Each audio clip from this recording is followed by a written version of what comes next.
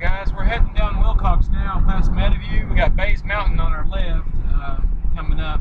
I'm going to turn right up here on the old Eastman Road. We're going to go into Springdale and I want to check out Mama and Papa Judd's place. See if that date's still marked in the porch. I've got a picture of it, but I don't have it on video. I just want to see if it's still there. You know, my childhood home, 3rd and 4th grade there in Sullivan, just was recently torn down, and just got a feeling I need to go check this out. It's a concrete porch that, in the book, Understanding Apples, the story in that book is called Breaking the Skin. My papa was drunk in the yard and cutting wood, and he chopped off his finger. Now my dad was gone that day, and my mama was gone that day, but Dad was just a young boy, maybe 9 years old, 1954, yeah.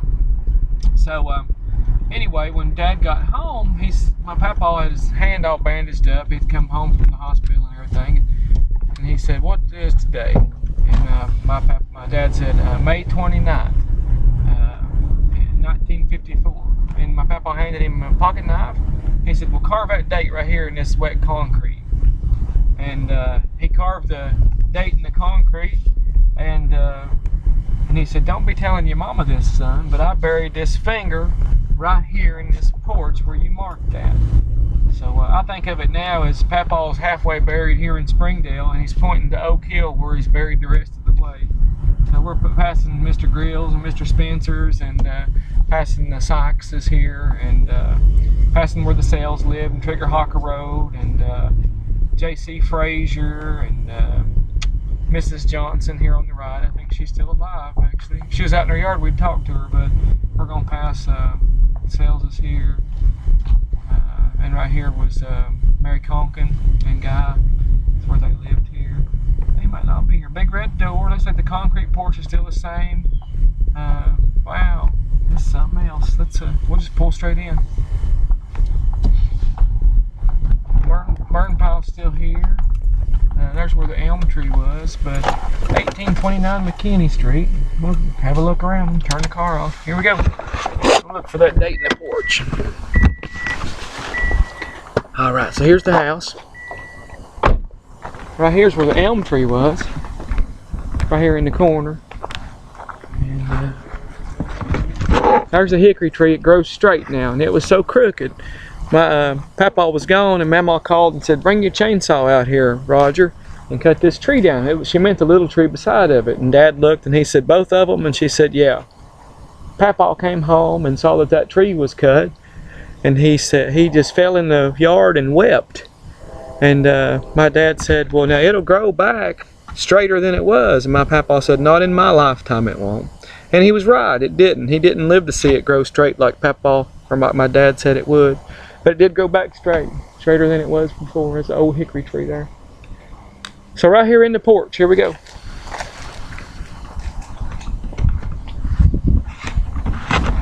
It's barely there. May 27th, 1954. Can you see that? That's plumb wild, ain't it? Got the red door now. Huh. Back here is a burn pile. It's still there where Mama had it. There used to be a hog pen back there. Right down here, down the bank, is where there was a birch pine or some kind of a bull pine.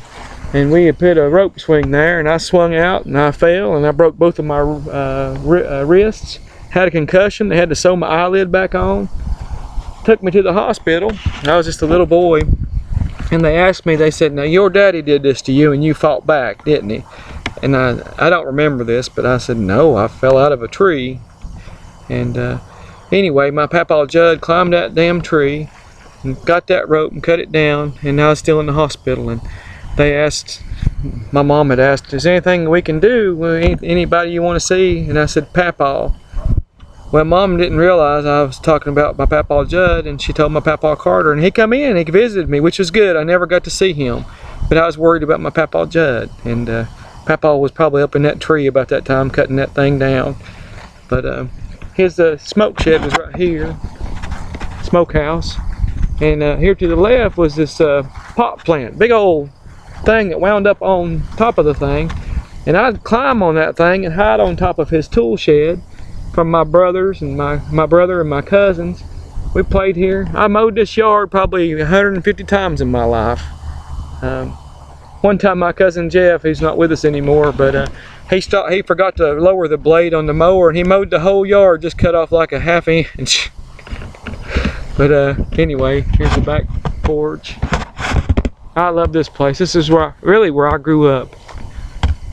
Down here was Papa's garden, and there in the middle of it's where he kept his pot with his corn. Mama caught wind of what was going on, and she started a burn pile and went down there and started pulling up all the weed and the weeds and threw it on that burn pile. And by the time Papa got home from McDonald's, he come out and he's like, "What the hell are you doing? What in the world?" Well, she never played like she knew what it was she was burning, but he never grew pot in that garden again. So anyway, if you read Understanding Apples, you'll get these stories. That story is called Forbidden Fruit, I do believe, and it's about 1937 and all that. But when we'd mowed all the way down the hill, and 2 or 3 times a year Papa would bush hog them the hills there. But my dad was up here on this hill, and he had his new pocket knife. He was young, he was real young then, and he was spinning around in circles and didn't know that Debbie, his sister, was sneaking up on him to scare him. He was spinning around with that knife, and they ended up, Debbie went to scare him and he cut her over the eye accidentally.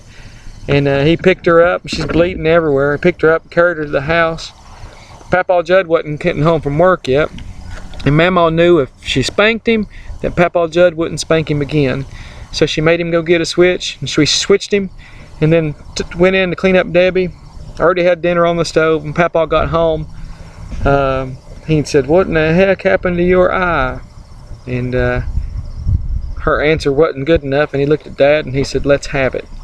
And Dad reluctantly got in his pocket and handed him that pocket knife, and Papa walked out that door right there to about right here, and he threw that knife as far as he could throw it. And he said, my dad come out. He's like, "You've already been whipped, ain't you?" "Yeah, I already been whipped." And he said, "Damn it, son," he said, "you got to watch out for your sister." Now, I haven't told this next story yet, but my dad had been away in Vietnam. He hadn't gone to Korea quite yet, but he came back to this area after I think one tour in Vietnam. He was in Cu Chi and in the Signal Corps there and everything, but he came back in a taxi. And my cousin Jeff was just a little baby then, and my Papa Judd was drunk. He was on this porch here, and Debbie, my dad's sister, was on the porch too. When my dad pulled up in the taxi, my Papa Judd had a hold of Debbie and he was shaking her. He was drunk because Debbie had let Jeff go with Danny, his dad, who they were separated from. And my dad got out of the taxi and saw what was going on, got in between my Papa Judd and Debbie and rolled and threw my Papa off this porch. Now, people didn't get to throw my Papa around. This didn't happen, but my dad had been in the army and learned how to do this, and threw him out into the yard right here. And like a reflex, my Papa Judd, when he rolled, already had his knife out, pulled his knife and realized it was his son. And he was drunk, so he cried. And my dad said, "I'll see you next time." And he walked down that street. Taxi had already left. And that's what happened. He ended up going to Korea and coming back. And then him and Dad were having a beer at Clint's place on Main Street. And this would have been in the early 1970s. And this little man came over to my Papa Judd, who was sitting there, and he poured a beer over my Papa's head. This is a story called Busted in Understanding Apples. And Papa, like a reflex, already had that man by the throat, picked him up, walked him to the wall, and crushed him against the wall, and the guy crumpled into a little itty-bitty pile. So, at any rate, you have to read that story. But it's good to be out here. Feels like home. Somebody else lives here now, but yeah, if this house ever goes up for sale again, I'll buy it. Anyway, God bless y'all. See you later.